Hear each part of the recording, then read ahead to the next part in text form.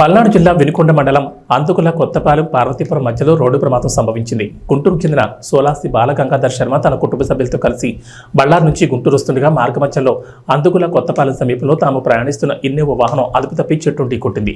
ఈ ప్రమాదంలో గంగాధర్ శర్మ, అతని భార్య, కారు డ్రైవర్ అక్కడికక్కడే మృతి చెందారు. కారులో ఉన్న మిగిలిన 5గురికి గాయాలు కాగా చికిత్స నిమిత్తం ప్రైవేట్ ఆసుపత్రికి తరలించామని సిఐ సాంబశివరావు తెలిపారు.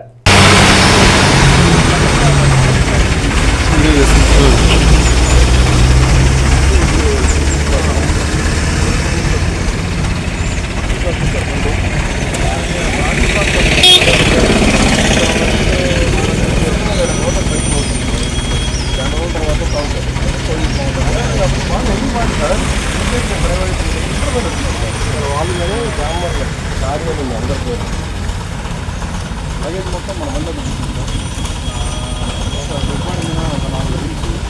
గోల్డ్ చైన్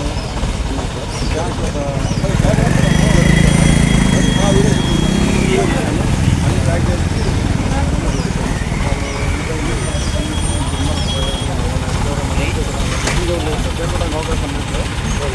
డబ్బులు బాగానే ఉన్నారు. పాప